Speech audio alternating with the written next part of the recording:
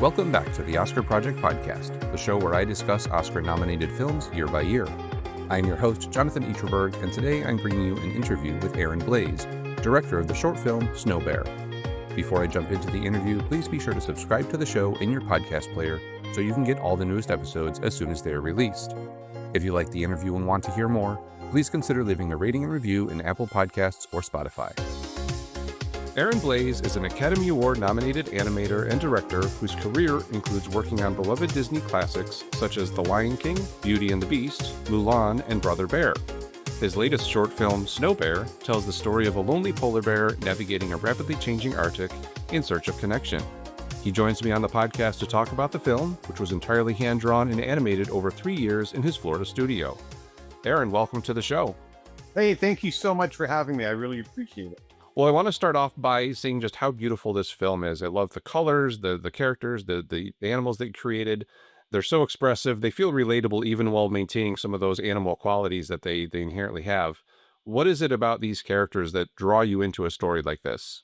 Well, it's funny. I got to back up to my childhood. I never intended to be an animator. I've always drawn animals. I grew up in South Florida in the Everglades in a little trailer out in the swamps of South Florida. And my love was chasing animals, drawing them. I always had my sketchbook.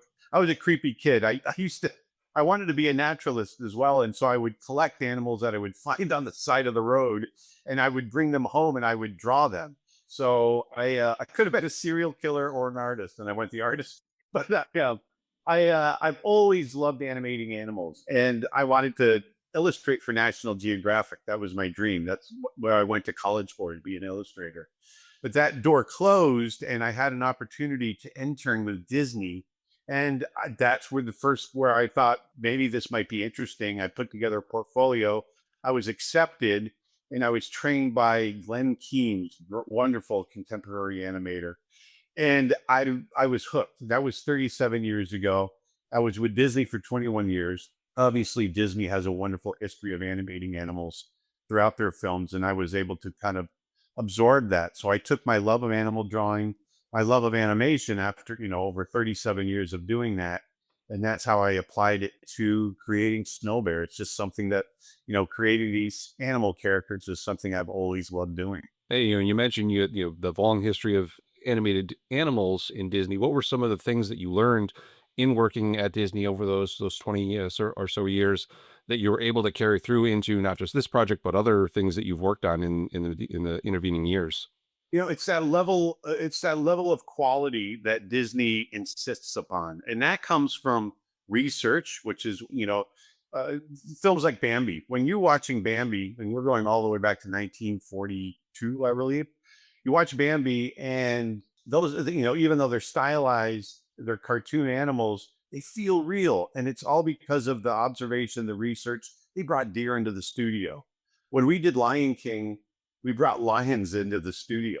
And it's that amount of research, you look to the real world to extrapolate and create the worlds that we do. And so taking that level of drive and quality and not settling for less, that's kind of, I took that from Disney and really applied that to this film as well, because I really did a lot of research into studying polar bears and how they moved, how they acted, all of that. And obviously, dealing with polar bears, you have a setting in a area that's affected by global warming, seeing how that affects some of these animals that lived in the coldest part of the world. What role do you see, not just your film, but film and animation in general, playing in kind of raising awareness for this important issue? It's interesting. When I started making Snow Bear, I didn't set out to create an environmental film. I set out to create an emotional film about loneliness. It actually goes back to my own story. 18 years ago, I lost my wife to breast cancer. We were married for 20 years. And I went through this really incredibly tough period, having your soulmate basically, watching them fade and then being left alone for so long. That was a heavy emotion that really hung on to me for years. And we have grandchildren that she was never able to meet. And so I wanted to create a film that our grandchildren could enjoy. And it started out as this story about this lonely polar bear. But the more I thought about the polar bear, I realized I had so much of this story of my own with my wife, Karen, that I wanted to put into that. And so it became that. And then because it's a polar bear in the Arctic, that's where the environmental message started to evolve out of that. So it was interesting in this effort to create this very simple emotional story. These other elements start to reveal themselves. And so out of that, I don't know that I'm going to raise much more awareness than there already is about global warming, but maybe it's a reminder, maybe it's a way in for people to see it and be gently reminded without being preached to or yelled at, which I think happens sometimes as well. And so I'm hoping it's, it's just a bit of a reminder where you can fall in love with the character and then see some of the situations that he has to go through. And then, just be reminded by, hey, this is happening in the world now.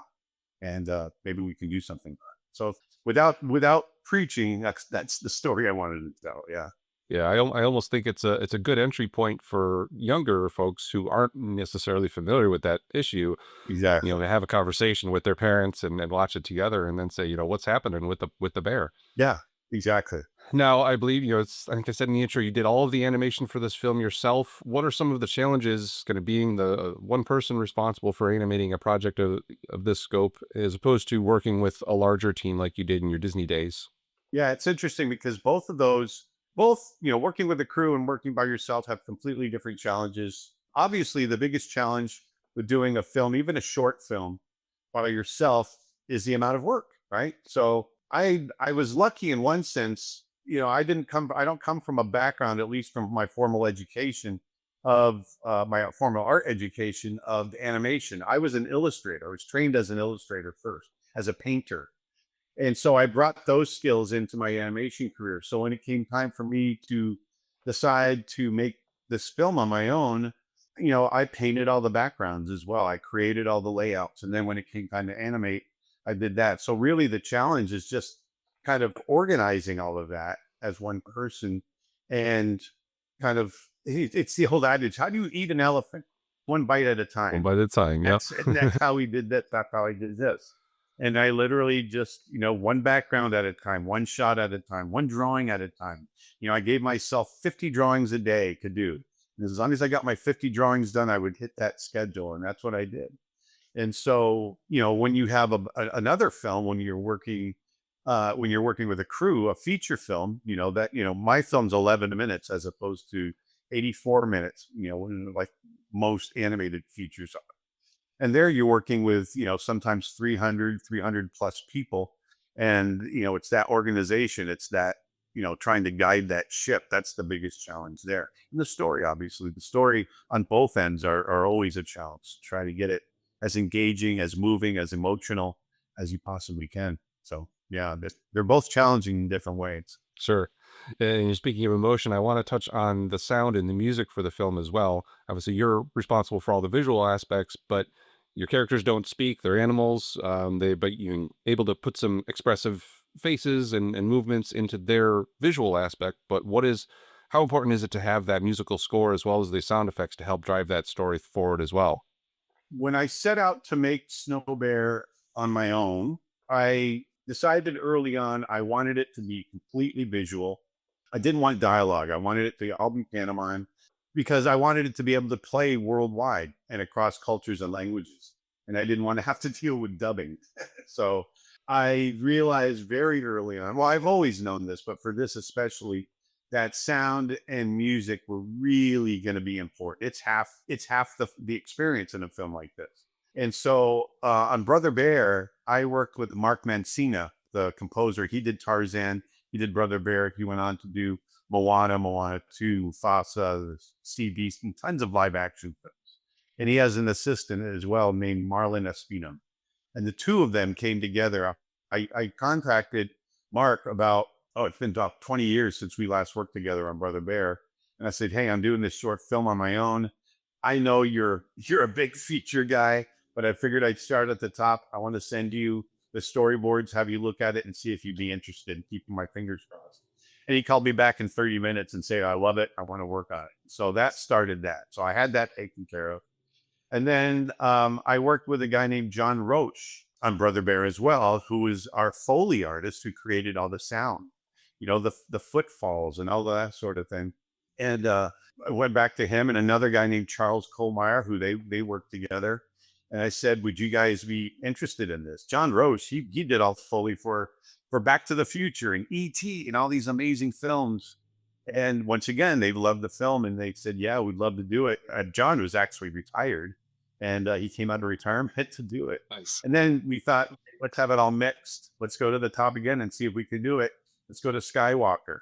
And so we went to Skywalker Sound and a guy named Max Smith, who's just an amazing sound engineer and sound designer. And once again, they liked the film and they said, yeah, we'll do it. And so I just had this dream team of sound people that came together and helped me finish the film and just really, like I said, created half the experience of watching this film. It's amazing. For sure. It definitely contributes a whole lot to that story. Now, I saw that you were the animator, one of the animators for Jasmine and the animator for Raja the Tiger and Aladdin. I have to ask you to weigh in on a long-running disagreement my wife and I have had. Is Raja a male or a female tiger? It's so funny. I get this question so often about Raja. First of all, I created Raja. Mark Henn created Jasmine, and he was the animator of Jasmine. I did just a couple of little shots here and there of Jasmine. Sure. So I did pretty little. But Raja, as far as I'm concerned, now it's never said in a film, it's never mentioned. I don't know if they ever revealed gender, but when I designed Raja, Raja is a boy. Ah, yes, I'm the winner. And it's funny, it kind of falls down the male lines and female lines. Most women think he's female and most men think he's male, but and when I created him, he's definitely male. Well, I appreciate you coming down on my side of the argument. Well, I have a couple of questions not specifically related to the film, but before I move on, is there anything else you want to touch on about Snow Bear? I just, like I said, I'm just really happy that it's being so well received because 2D hand-drawn animation doesn't get as much attention as it used to when I was coming into the industry. And, so many people ask me, is 2D going to die? Is it dying out? And I always tell everybody, especially other 2D animators, it's only going to go away if we let it go away. If you want to create 2D animation, then create it.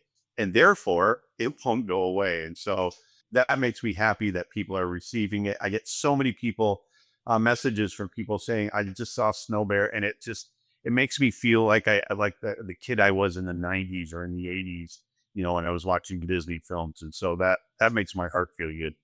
Yeah. As soon as I saw some of the shots of the bear when I was watching it, I immediately thought back to Brother Bear and brought back a lot of good memories. I've done a few bears in my career, that's for sure. Yeah. Yeah. Well, this might be the hardest question I ask, but if you had to pick your top 3 films of all time, what would they be? Yeah, that's fine. I don't know.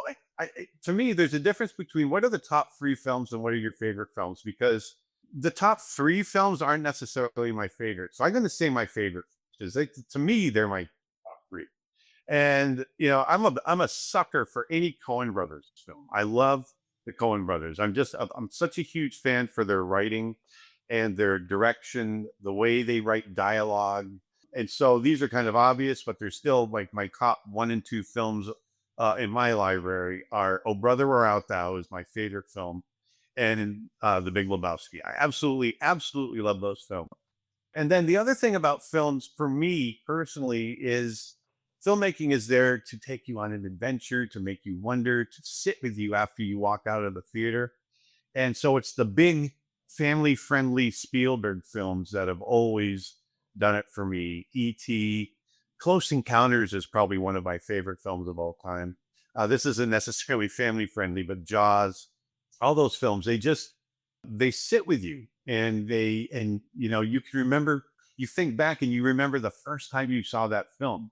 That's the kind of thing that I hope when I make a film, when I create a story and I invite a person into a theater to watch it and go on this journey that I've created, I hope they remember it in the same way that I remember watching those films, because that's a huge achievement. Yeah, for sure. Now, if you could invite any 3 movie characters to your next dinner party, who would they be and why? Well, definitely Lebowski. Because everybody says I'm the dude. And so definitely, definitely Lebowski. And there's Everett from Oh Brother Where Art Thou that I just absolutely love. He's such an idiot, but he thinks he's so smart. And Delmar from the same film, because there's such dichotomy. They're just incredibly opposite of one another. Yeah. Delmar plays the dumb guy. He's incredibly smart from an intuitive standpoint, and Everett is book smart and just an idiot. And I just love that dichotomy and the way they play off of one another. So there's three right there. That'd be a fun dinner party for sure. Yeah. Do you have any books that you could recommend that you've read recently or really enjoy? They could be fiction or nonfiction and don't necessarily have to relate to movies. To be honest with you, in the last year or so, I haven't read any books, and I'm very ashamed of that. But the last book I read before I started Snow Bear was, and it's not a new book, it's been around for at least 25 years, I think. But it was a book called Lullaby by Chuck Palahniuk, and the guy that wrote Fight Club, among others. And it's a story of a lullaby. It's called the Culling Psalm, and it's this guy is investigating these. It sounds dark, but he's investigating these sins deaths, and he's finding that there's a common thread with all of these deaths, and he and his wife and child had died as well. And it's a lullaby that's in this book, and this book is in it's a collection of lullabies, and they're in every nursery that he's investigating open to this page. And it's a song, and he discovers that it's a song, whether it's sung, spoken, or even thought, has the power to kill the person that it's sung to. Wow. And it just creates this really crazy web of events that happen, and it's incredibly unique. I've never read a story like it. It's crazy, and I couldn't put it down. So, and it's stuck with me ever since I read it. So, Lullaby by Chuck Palahniuk. Perfect. We'll put a link to that so folks can check out if they haven't read it. And who else from the world of film should I have on the podcast as a guest? From my point of view, from the animation world, I've got a handful, and I don't know how many animators or from people from the animation world that you. But Glenn Keane, he was my mentor. He taught me animation. He's the creator of The Beast. He's the creator of Ariel from The Little Mermaid, of Tarzan, of all these wonderful, Aladdin, the character, all these Pocahontas, all these wonderful, iconic characters. He's one of the best contemporary animators alive today, but he's not just a great animator. He's an incredible storyteller, and he's an incredibly generous human being when it comes to sharing his information and bringing up the next generation of artists. And that's what he did for me. And he's a wonderful director creating films. He just, a couple of years ago, he won the Oscar for Best Animated Short for Dear Basketball with Kobe Bryant. That's right. Yeah. Yeah, that was Glenn's. So he's an incredible artist. And then there's, wonderful directors that I think it would be great to have on. Obviously, Chris Sanders, who did Wild Robot. He co-directed with Dean Dubois, Lilo and Stitch, and each one of them now have their own films. And they also did How to Train Your Dragon series, those two guys. Dean is off getting ready to release the live action version of How to Train Your Dragon, and Chris is promoting the live action version of Lilo and Stitch, which I think is really interesting. So I think that's a really interesting angle to bring those two in. And so there's a couple right there. Perfect. We'll see if we can get any of those guys on. And lastly, before we wrap up, obviously this Snow Bear is kind of just coming out, but any other projects that you have that you're working on, and also where can people follow you online or social media and keep tabs on your upcoming work? Yeah, so I've got tons of stuff going on. This year, once I got Snow Bear done, I really I fell in love with filmmaking again. I took a little break. I created a website called creatureartteacher.com, and it's an art education, filmmaking education website. And I've been doing that for 13 years. I wanted to get out of the executive kind of corporate world and kind of chart my own path after my wife passed away. And so that's what I've been doing. So after I made Snow Bear, I wanted to get back to doing that, making films. So I've got a sequel to Snow Bear that I'm writing as a feature called Polar, with Snow Bear kind of being the proof of concept and Polar being the feature version of what that might be. So that's the look. About a young bear that's been separated from his mother, and he's trying to fight his way across the Arctic to get back to her. And it's all the adventure and kind of characters that he encounters along the way, all the while growing up and becoming this big bear. I've also got a story, when I was a kid back in 1982, I was lost in the Gulf of Mexico for 3 days Oh, with wow. my brother and my stepfather. And eventually we found land down in the Everglades on these mangrove islands and where we survived for a few days. And I've always wanted to make a movie out of that story. And so I've got a little story that I thought, what if that happened? But when I found land, there were these little hidden creatures on the island because I've always been, I've loved the idea of that, these hidden creatures in the forest. And so I've written a story called The Hidden that we're trying to turn into a feature as well. So we've got a lot of different things, a lot more live events. And so if you want to follow me, you can follow me at creatureartteacher.com or any of the social media platforms at Aaron Blaise Art. Excellent. Well, we'll put some links to those as well. Well, Aaron, thank you so much for taking the time to speak with me today. Really appreciated getting to see the film and hearing some of what went into making it. Thank you for having me. It's been a real pleasure. And like I said, thanks for giving me a platform to kind of talk about my film and let everybody know about it. Thank you again to my guest today, Aaron Blaise. His film Snow Bear is showing on June 7th at Tribeca, with additional showings on June 14th and 15th. The Oscar Project podcast is written and produced by me, Jonathan Eaterberg, with editing assistance from Joshua Eaterberg. If you want more movie coverage, check out the Oscar Project online at theoscarproject.substack.com. I'll be back on Friday with Gareth Bradwick to discuss the 1929 film The Leatherneck, and next Tuesday I'll have an interview with Radha Mehta and Saif Jan, director and writer of the short film Witness. Until then, I hope to see you at the movies.